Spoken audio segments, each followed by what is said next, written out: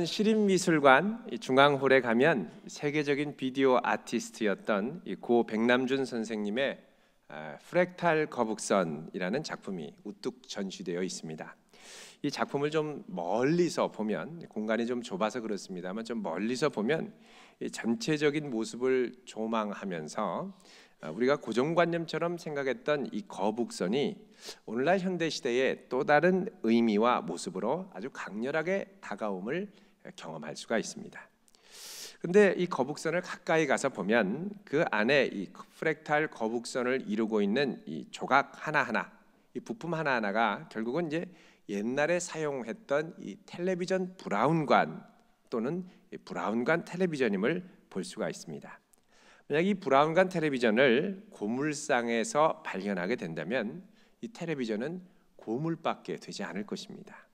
그러나 이 백남준이라는 이 세계적인 아티스트의 손에 의해서 하나하나 새롭게 구성이 되니까 아주 의미 있는 귀한 예술 작품이 된 것입니다. 동일한 이 브라운관 텔레비전이지만 이것이 어디에 있느냐에 따라 소중한 보물이 되기도 하고 또 고물이 되기도 합니다. 요즘 중동에서 활개치고 있는 이슬람의 급진 수니파 이 무장 단체, 이슬람 국가, 소위 IS라고 말하는 이 이슬람 국가 이 단체의 이 테러 활동에 아주 애용되는 차량이 있습니다. 이 차량에 이 기관총을 다는 것은 물론이거니와 다연장 로켓포, 또 로켓 추진 유도탄 발사기 등을 싣고 다닌다고 그러죠. 그 차량이 뭐냐? 바로 우리나라에서 제작한 봉고 트럭 중고입니다.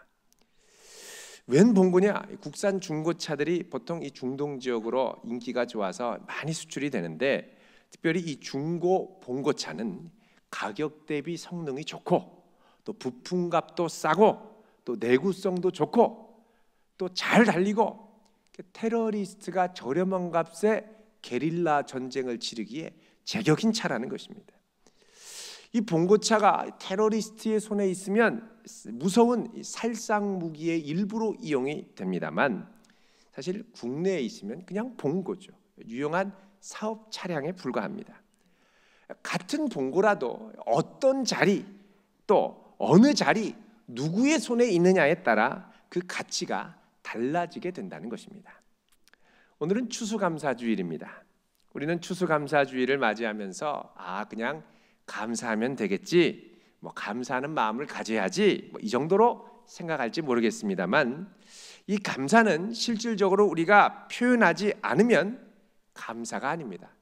마음으로 갖고 있는 것을 표현해야 진짜 감사가 되는 것입니다. 또 마음으로 갖고 있는 것을 내가 갖고 있는 것으로 또 표현할 수 있어야 됩니다. 내가 어떤 사람에게 감사한 마음이 있으면 그냥 말로만 감사하기가 미안해서 정말 감사하면 밥이라도 사주고 싶고 선물이라도 하고 싶은 마음이 있죠. 이런 것처럼 감사는 우리의 입술의 표현과 우리의 물질과 또 우리의 정성을 함께 표현할 때 진짜 감사가 된다는 것입니다.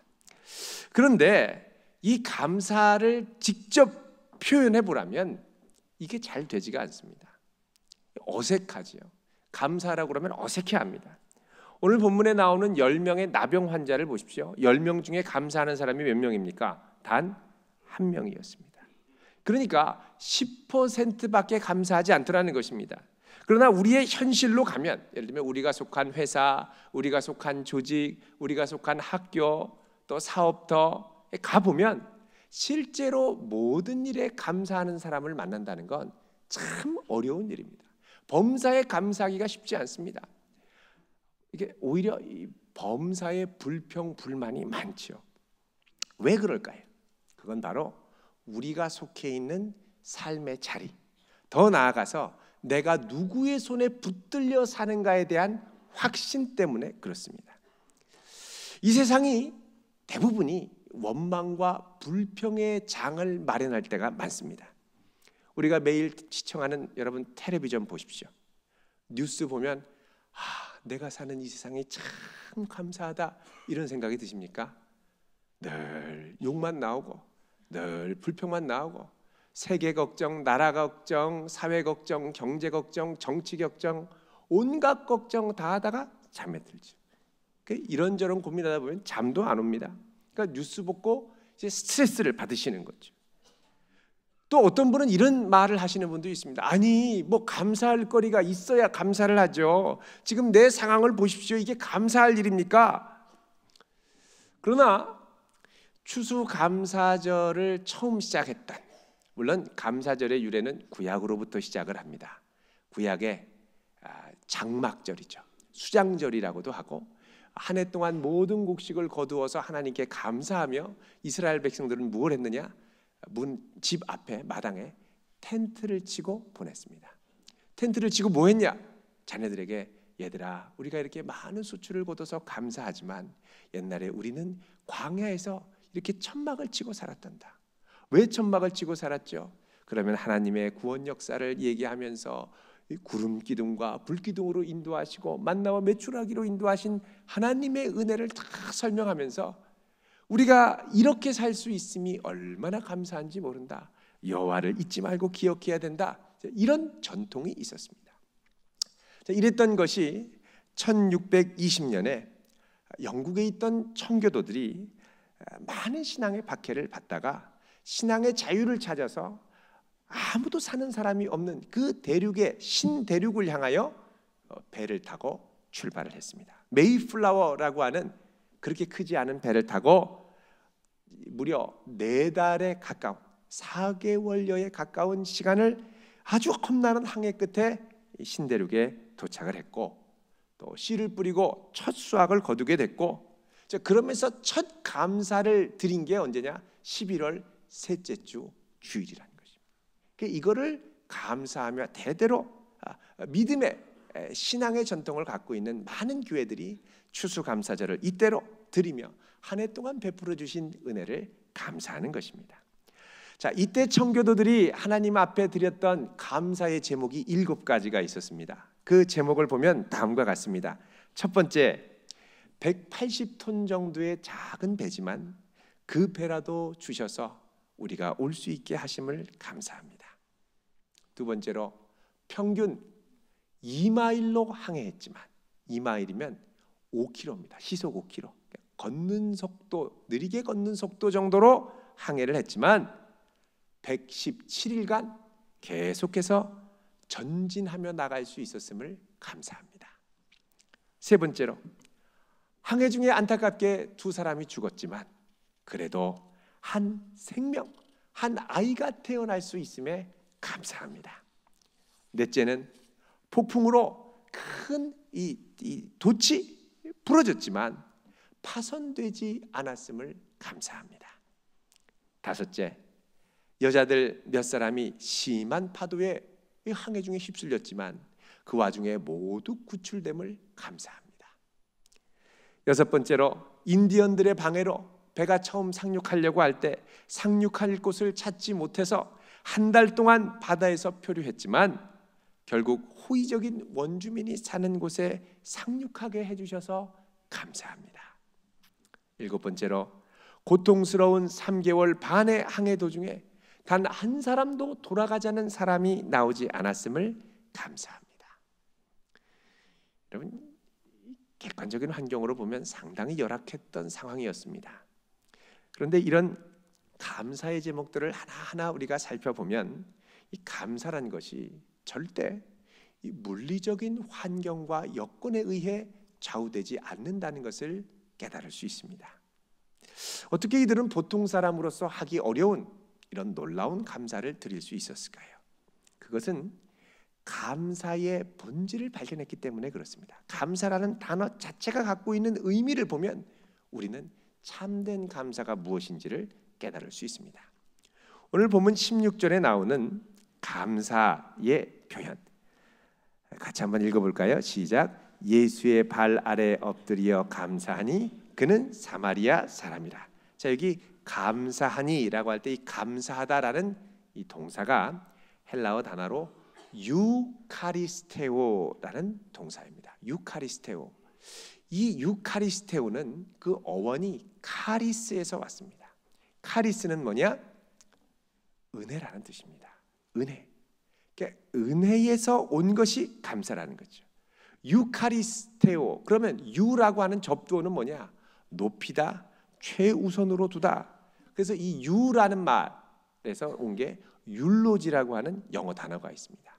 로지 하면은 말이고 유 하면은 높이는 말. 그래서 추도사, 찬양, 찬미, 이런 것들을 율로지라고 이야기를 합니다.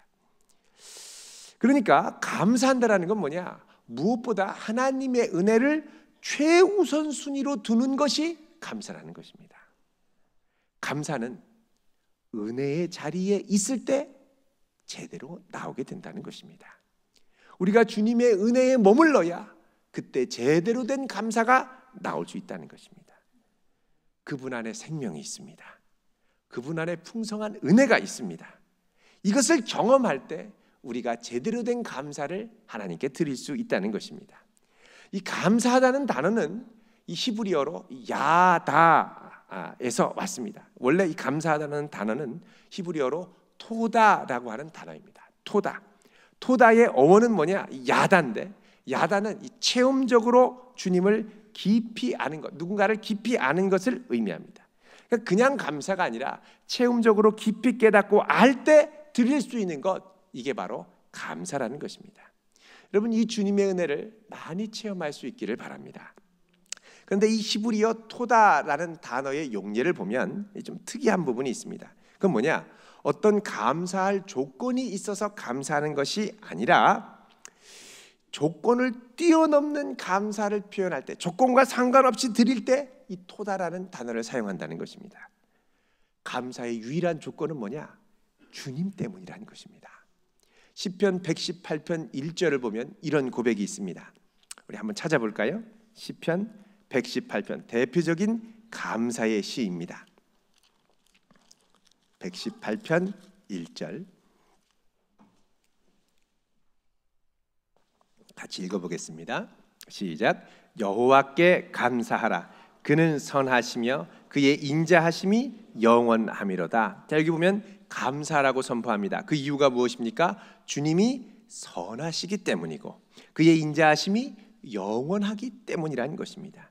그러니까 특별한 조건이 있어서 감사하는 게 아니라 감사의 조건, 이유가 뭐냐? 그분의 선하심, 그분의 인자하심, 그분의 자비와 은혜를 내려주심 때문에 감사라는 것입니다. 그러니까 감사의 인간적인 조건을 헤아리기 전에 헤아릴 수 없는 그분의 주님의 은혜로 인해 감사하라는 것입니다. 여러분, 우리에게 익숙한 감사가 무엇입니까? 이 조건적인 감사입니다. 무엇만 해주시면 이렇게 해주셔서 감사합니다, 이렇게 얘기하죠. 그런데 이런 조건적인 감사에는 종종 무엇이 들어있느냐? 이 제로섬 감사가 들어있습니다. 여러분, 제로섬이라는 말 들어보셨을 겁니다. 이 제로섬이라는 말이 무엇입니까? 이 썸은 영어로 합계를 말합니다. 제로는 0이죠. 그러니까 제로섬, 합계가 0이라는 것입니다. 이거는 원래 뭘 의미하는 거냐면 어떤 시스템이나 사회 전체가 그 구성원에게 줄 수 있는 유익이 한정되어 있는데 이걸 한쪽에다가 왕창 가져다 주면 다른 한쪽은 손해를 보는 상태라는 것입니다. 그래서 이 토마스 피케티 같은 분이 신자본론, 21세기 자본론 이런 책을 써가지고 우리나라에 번역이 돼서 많은 논란이 되지 않았습니까? 부가 한쪽에 편중되면 다른 사람은 필히 가난해질 수밖에 없다. 그러니까 부자에게 세금을 많이 거두어서 가난한 자에게 주어야 된다. 자, 이게 이제 많은 논쟁을 촉발시켰습니다. 이 배후에는 뭐가 있느냐? 한쪽이 많은 유익을 얻으면 다른 한쪽은 필히 손해를 본다라는 이 전제가 있다는 것입니다. 전에 서울대학교에서 물리학을 가르치시다가 은퇴하신 장회익 교수님이 쓴 공부도둑이라는 책이 있습니다. 이 책에 나오는 이야기입니다. 이분이 고3 때 서울대학교에 지원을 해서 시험을 치르게 됐습니다. 시험장에 들어서니까 수많은 수험생들이 저마다 합격해달라고 기도하고 시험을 치를 준비를 하고 있었습니다. 당시 이분도 믿음 생활을 열심히 하는 분이었기 때문에 이 장면을 보고 나도 기도해야지 이런 생각이 들었는데 막상 기도를 하려고 딱 눈을 감으니까 기도할 게 난감하더라는 겁니다. 분명히 지원자보다 합격자 정원이 많은데 우리의 기도를 들으시는 하나님께서는 과연 누구의 기도를 들어주실까? 혹시라도 어떤 사람이 하나님 좀 공부 많이 못했지만 꼭 붙게 해주세요. 자, 이렇게 기도해서 성실하게 시험을 준비한 학생보다 기도를 그 순간 간절히 한 학생을 합격시켜 주신다면 이거는 좀 온당하고 공평하지 못한 하나님이 아닐까 하는 생각이 들더라는 것입니다. 이분은 결국 저 꼭 합격하게 해주세요라고 기도하지 않고 시험을 치르러 온 모든 학생들이 준비한 대로 자기 실력을 제대로만 발휘할 수 있도록 해주세요. 그리고 입학 사정 과정에서 불이한 일이 없이 공명정대한 평가가 이루어져서 실제로 합격할 만한 학생들이 합격하게 해주세요 라고 기도를 드렸다는 것입니다. 그럼 우리가 익숙한 기도와는 상당히 다르죠. 우리 같으면 주님, 우리 아이가 수능을 망쳤어요. 꼭 붙게 해주세요. 자, 수능을 망쳤는데 꼭 붙게 해주시면 수능을 잘 본 누군가가 입학해서 망해야 된다는 이야기입니다. 그러니까 내 감사가 누군가의 절망과 연결이 되어 있는 거죠. 누군가의 손해와 연결되어 있는 거죠. 자, 이처럼 우리가 드리는 조건적인 감사에는 이런 제로섬 양상이 들어 있습니다. 자, 이런 감사는 종종 다른 사람의 이 불행이나 이 절망을 외면한 채로 자기 중심적으로 바라보고 결론 내린 감사인 경우가 많습니다. 이런 감사를 종종 경쟁 사회를 살아가는 우리에게 이야기를 하면 상당히 자연스럽게 받아들입니다. 왜요? 우리가 이런 경쟁 사회에서의 제로섬 방식에 익숙해져 있기 때문에 그렇습니다. 그러나 우리는 이 경쟁 사회에서 살아가다 보면 종종 이런 제로섬 게임의 승자가 되기보다는 물론 그럴 때도 있지만 많은 경우 패자로 떨어질 때가 많습니다. 그렇게 되면 감사보다는 원망과 짜증이 늘어나게 되는 것입니다. 자, 성도는 이 정도 차원의 감사를 뛰어넘는 새로운 차원의 구별된 거룩한 감사를 드려야 되는데 그 감사가 어떤 감사냐? 바로 하나님의 은혜의 손길에 붙잡혀 있다는 사실로 인한 감사입니다. 그래서 우리는 이런 감사를 드리려면 끊임없이 내가 주님의 은혜에 붙잡혀 있음을 상기하고 주님께서 어떻게 내 삶에 역사하셨는가를 되돌아볼 수 있는 연습이 필요합니다. 감사라는 말을 영어로 thank라고 그러죠. 그래서 thank you 이렇게 많이 얘기합니다. 근데 이 thank라는 말은 영어의 어원으로 보면 이 think에서 왔습니다. 생각하다라는 거죠. 그러니까 감사는 어디서 오느냐? 깊이 생각할 때 오는 것이 감사입니다. 그러니까 내 삶을 되돌아보고 지난 환경을 의도적으로 되살펴 볼 때 발견할 수 있다는 것입니다. 그리고 이거를 자꾸 연습을 해야 되는데 왜 연습을 해야 되느냐? 여러분, 우리 두뇌에는 이 검색어 기능이 있습니다. 무슨 말이냐면 감사라는 게 일단 딱 입력이 되면 그 다음부터는 감사할 것들만 찾게 됩니다. 근데 만약에 여러분에게 여러분 지금 종이를 피셔서 이제 학생들에게 제가 한번 해봤습니다. 감사한 조건 20개를 3분 안에 써보십시오. 그랬더니 쫙 쓰는데 대부분 서너 개, 대여섯 개밖에 생각을 못하는 거예요. 중고등학생들. 20개 쓴 학생이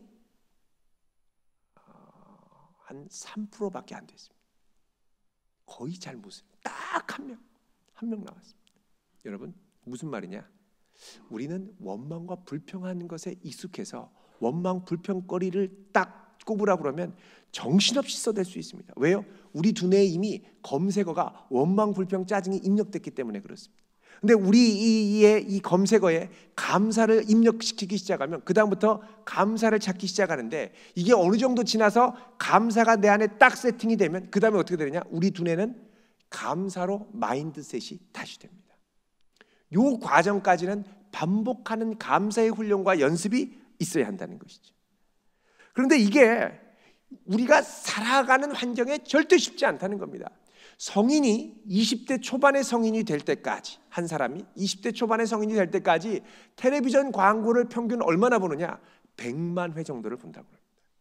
100만 회 정도 보면 뭐 여러 가지 재미있는 광고도 있고 합니다만 결론은 뭡니까? 너는 부족하다, 더 사야 된다, 이것입니다. 지금으로는 안 된다, 더 사야 된다, 이거죠. 그러니까 이거 보다 보면 감사를 잊어버리고 자꾸 더 소유하고 싶은 욕망을 불태우게 되는 거죠.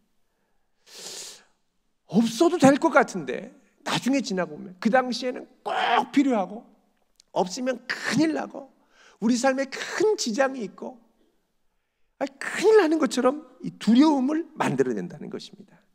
그래서 이 광고는요, 이 광고계가 꾸며낸 거짓 가상의 세계에서 사는 것처럼 살아야 멋진 삶이라고 우리를 날마다 속삭입니다. 그 광고에 나오는 사람들, 우울한 사람이 누가 있습니까? 항상 미소잖아요. 깨끗해요, 행복해요, 맛있어요, 또 주세요. 별의별 이야기가 다 나오죠. 이게 멋진 삶이라고 생각한다는 것입니다. 여러분, 이 세상 풍조가 현실을 자꾸 헷갈리게 합니다. 그러니까 살다 보면 진짜보다 더 진짜 같은 가짜를 추구하게 만든다는 거죠. 전에 이 걸그룹 중에 이 여고생들 이 교복 패션으로 입고 와서 한동안 이 춤을 추고 노래를 불렀던 게 유행했던 걸그룹이 있었습니다. 여러분, 이 고등학생들이 그걸 보고 어떻게 했느냐, 다 그 걸그룹처럼 아주 짧은 초미니 스커트로 교복을 만들고 아주 바짝 이 노출이 심한 교복으로 만들어서 걸그룹처럼 보이게 만들었다는 거예요. 그리고 화장 진하게 하고 그러면서 노래 부르고 또 쉬는 시간 되면은 거울 앞에 서 가지고 걸그룹 춤추고 연습하고. 고등학생이 걸그룹처럼 보이는 게 좋은 건지 걸그룹이 고등학생처럼 보이는 것이 좋은 건지 이게 헷갈리게 되는 겁니다. 그러니까 오리지널을 흉내내려고 한 것을 보고 오리지널이 흉내낸 그것에 말려들게 되는 거예요. 여러분, 우리가 정신 차리고 생각을 깊이 하지 않으면 우리는 거짓에 자꾸 휘말리게 되고 나는 부족하고 불평불만이 많은 사람으로 바뀌게 됩니다. 감사 제목들을 찾아가면서 감사를 연습하고 우리의 삶에 깊이 생각하며 감사를 적어야 할 이유가 여기 있습니다. 제가 지난주에 광고를 드렸습니다. 여러분, 감사 예물 드리기 전에 감사 이 봉투에 감사한 것들을 10개, 20개씩 적어 보십시오. 근데 많은 분들이 한 6, 7개까지는 적는데 마지막 9, 10개가 생각 안 나는 분도 있고 한 15개까지는 적는데 나머지가 생각 안 나는 분이 있습니다. 그거는 뭐냐? 내가 그만큼 감사를 많이 생각하지 못하게 됐다는 겁니다. 지금 우리 가정에 필요한 것 적으라 그러면 막 적어낼 겁니다. 새로 나온 텔레비전, 새로 나온 냉장고, 새로 나온 차, 새로 나온 뭐 세제, 옷 뭐 다 있죠. 그게 다 어디서 났느냐? 텔레비 보면서 광고에 입력된 겁니다. 이게 다 입력된 거예요. 그러니까는 검색에는 늘 부족하다는 것만 뜨게 되는 거죠. 여러분, 감사 제목들을 찾아가면서 연습을 시작하면 이 소비주의 시대의 거짓말에 대한 일종의 방화벽이 생기기 시작합니다. 추수감사절을 영어로 Thanksgiving Day라고 합니다. 이 Thanksgiving이라는 건 뭐냐? 감사를 주는, 감사를 표현하는 날이라는 것이죠. 여기에는 전제가 있습니다. 여러분, Thanksgiving 하려면, 감사를 주려면 그 감사가 내 감사가 돼야 다른 사람에게 줄 수 있습니다. 그러니까 다른 사람이 감사하되, 뭐 목사님이 감사하되, 집사님이 감사하되 이거 말고 내가 정말 감사해야 그 감사를 주님께 드릴 수 있다는 것입니다. 두 번째 전제가 있습니다. 그건 뭐냐? 감사를 하려면 Thanksgiving 줘야 되죠. 준다라는 건 뭐냐? 표현해야 한다는 것입니다. 오늘 본문 보면 이 나병에 걸렸던 사람 10명이 예수님께 와서 자기를 불쌍히 여겨달라고 요청을 합니다. 그러자 예수님이 말씀하시죠. 너희를 가서 제사장에게 너의 몸을 보여라. 예수님이 직접 고쳐주신 것도 아니고 안수해 주신 것도 아닙니다. 말씀만 하셨고 그 말씀에 순종해서 가다 보니까 나은 것입니다. 대제사장, 또 제사장에게 자기 몸을 깨끗하게 됐다고 보여준다는 건 뭐냐? 그 사회에 부정한 사람이 아니라 이제는 깨끗한 사람으로 하나님의 민족 이스라엘 공동체에 편입될 수 있다, 정당한 사회생활을 할 수 있다라고 인증받는 과정을 의미합니다. 이들이 아직 낫지 않았지만 인증받으러 가라, 순종해서 갔죠. 가는 것에는 믿음이 필요합니다. 그런데 믿음으로 순종하는 와중에 병이 낫게 됐습니다.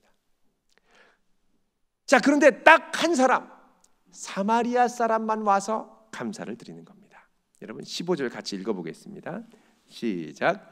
그 중에 한 사람이 자기가 낳은 것을 보고 큰 소리로 하나님께 영광을 돌리며 돌아와 16절 예수의 발 아래 엎드려 감사하니 이는 사마리아 사람이라. 자, 오늘 본문 11절을 보면 예수님께서 예루살렘으로 가실 때 어디로 가셨느냐? 사마리아와 갈릴리 사이로 지나갔다고 말씀을 합니다. 여러분, 사마리아와 갈릴리 사이에 한 마을이 있다면 그 마을은 분명히 사마리아 사람과 유대인이 공존하면서 교류했던 마을일 가능성이 큽니다.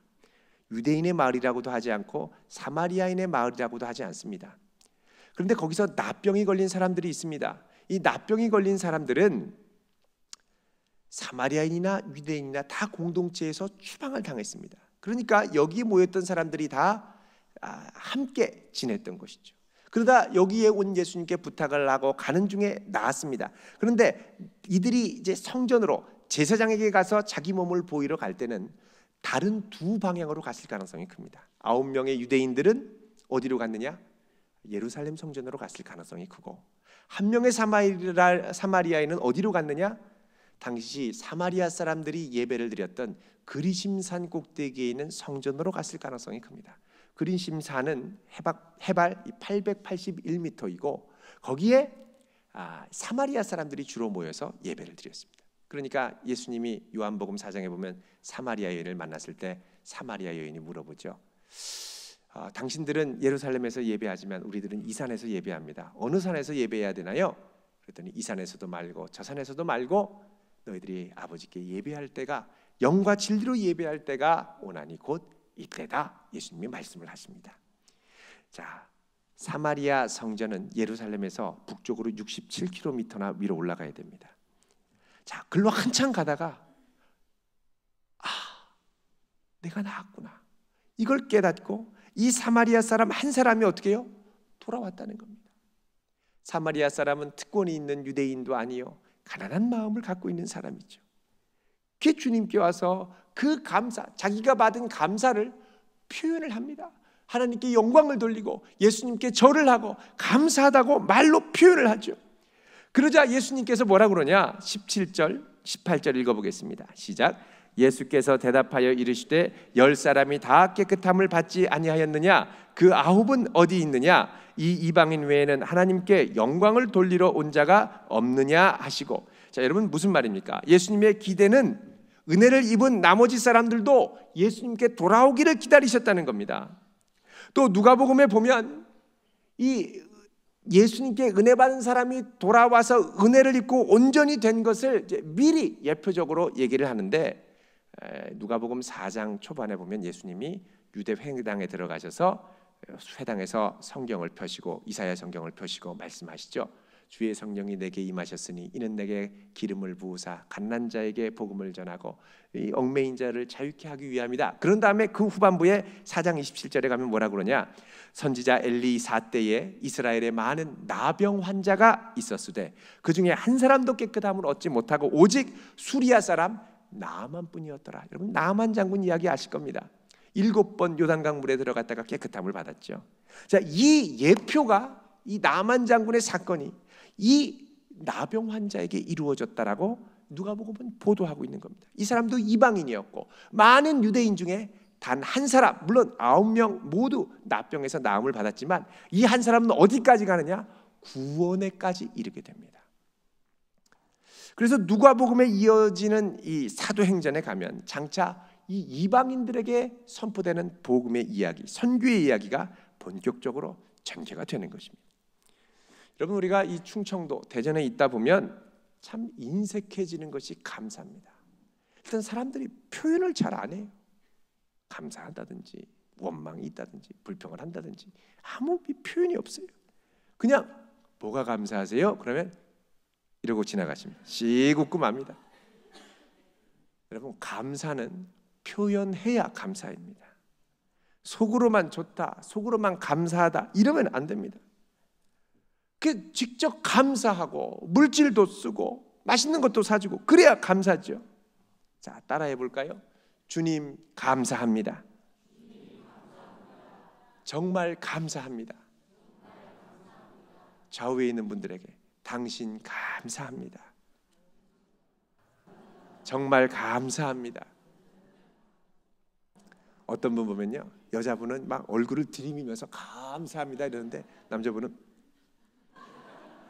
대답을 안 하세요. 왜 그렇습니까? 이게 평소에 익숙하지 않아서 익숙하지. 뇌 검색 기능이 뭐에 주로 맞춰졌다? 비난, 원망 여기에 맞춰졌기 때문에 감사라고 그러면 이러는 겁니다. 이게 이제 풀려야 되는데 이게 잘 안 풀립니다. 여러분 집에 가셔서 오늘 감사 20가지 안 쓰셨다면 집에 가셔서 일기장이나 종이를 펴놓으시고 아니면 핸드폰에 감사 20가지를 한번 쫙 적어보십시오.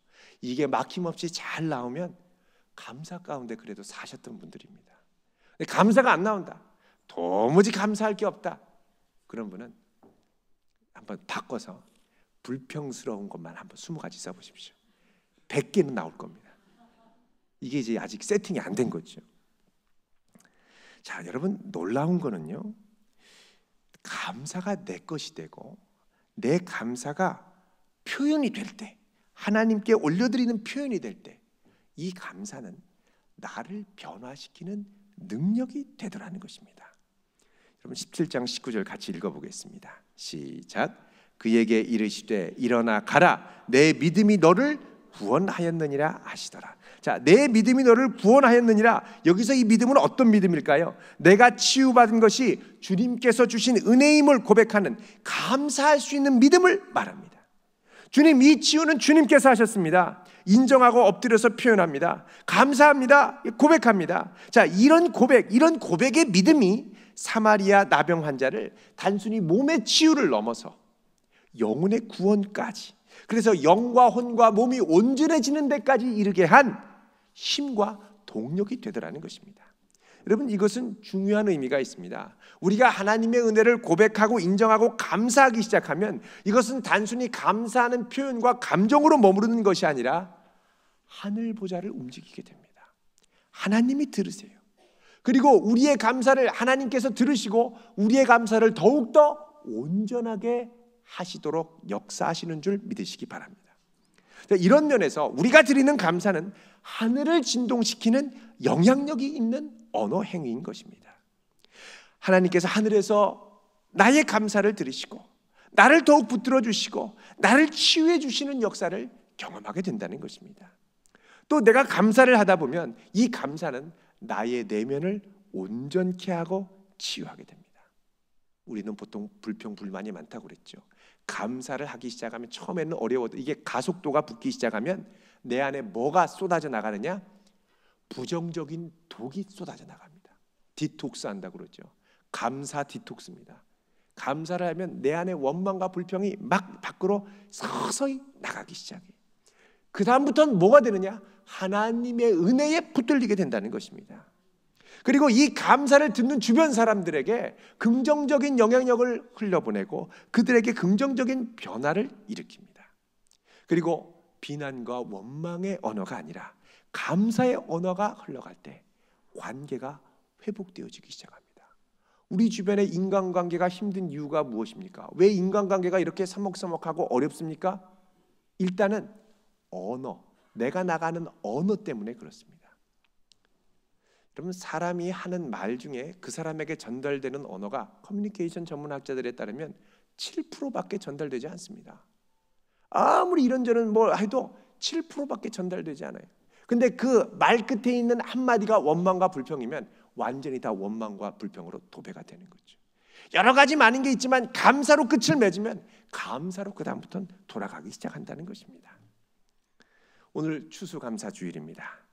여러분, 지난 한 해 꼭 돌아보시고요, 10가지, 20가지 이상의 감사를 써내려갈 수 있기를 바랍니다. 그러다 보면 내 삶 자체가 주님이 붙들어 주신 은혜였음을 고백하게 됩니다. 이 감사가 습관으로 형성될 수 있기를 축원드립니다. 원망과 불평보다 감사와 찬송으로 남은 한 해를 아름답게 장식해 가시기를 주님의 이름으로 축원드립니다. 기도드리겠습니다. 거룩하신 하나님,